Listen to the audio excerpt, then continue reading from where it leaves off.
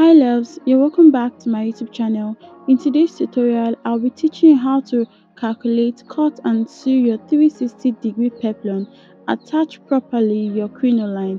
If this is what you're interested in, do hit the subscribe button and let's go straight into the video.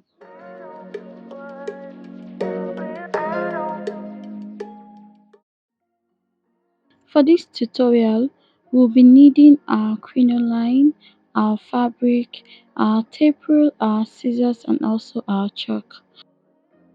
So as usual, the first thing to do is to fold our fabric. As you can see, mine is folded in 4 places, and the side that is folded, that is the side that has no cut, is the side where we're going to take our measurements from. So let's start with the calculation.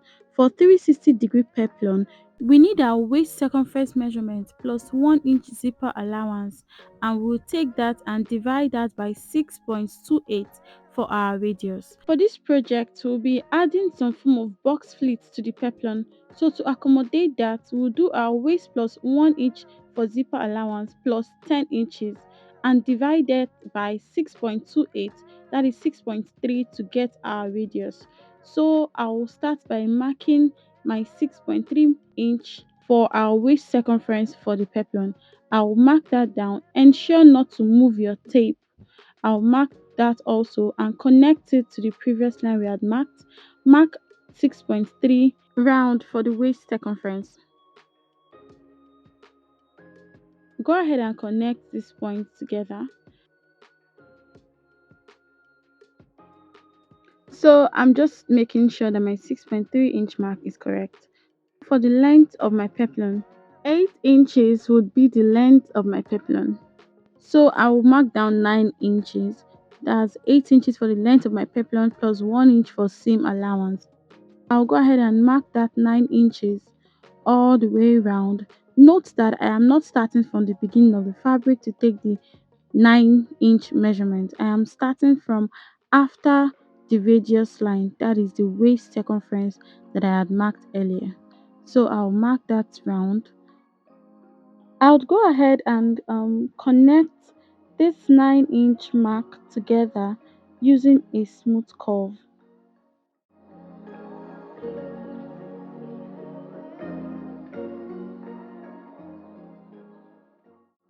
So after doing that, I'll go ahead and cut out the radius part first before cutting out the whole peplum.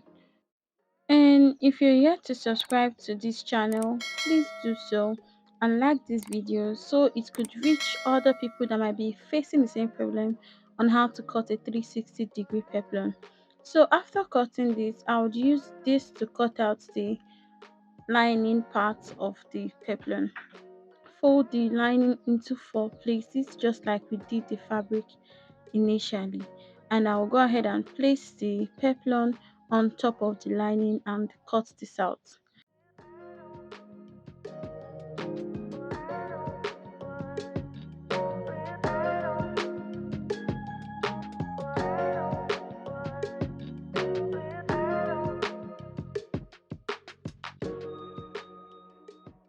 So when you're done cutting this out, spread out the fabric part of the peplum. You'll be interfacing this either with hairstay or with a gum stay, but I'll be using a gum stay for this project. As it is laid out like this, iron it down and also do the same for the lining and pin them together to match. Cut out the excess and fold it into two, just as I am doing in the video, and go ahead and cut this into two so as to know the part the zip will be going to.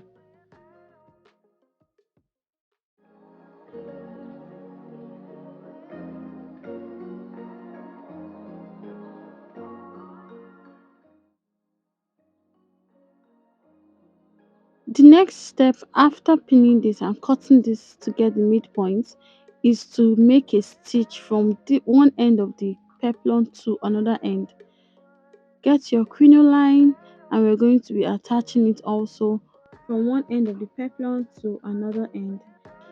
So we'll head over to the sewing machine and run the first stitch. Then we cover up the sharp edge of the crinoline. Fold in one side of the little piece of fabric and fold in the other side on the crinoline, and you're going to stitch this down just to hold it down.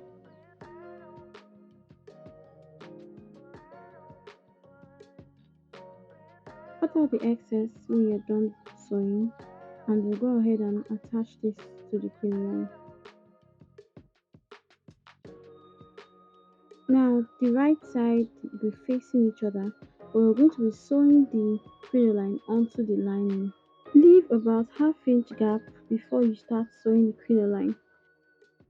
Sew as close as possible to the previous line there. Do not stretch your crinoline, just allow it and just sew carefully.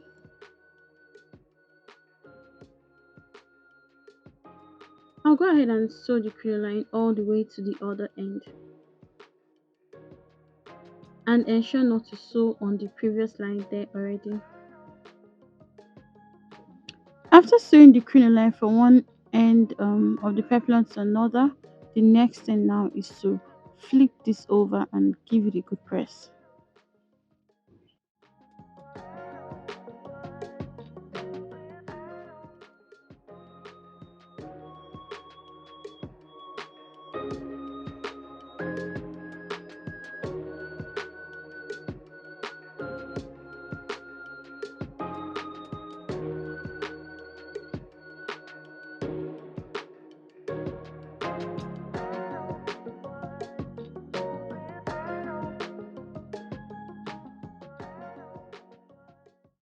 This method of attaching the crinoline to the fabric makes it impossible for you to have excesses when you flip to the right side.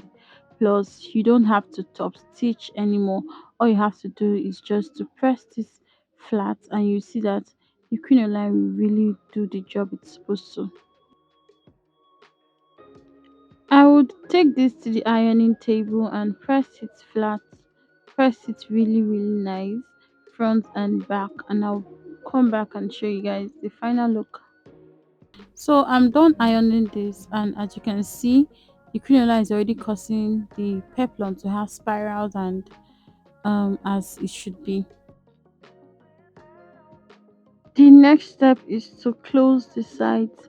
So gently flip it to the other side, flip the lining to the other side, and go ahead and run a stitch to close the sides.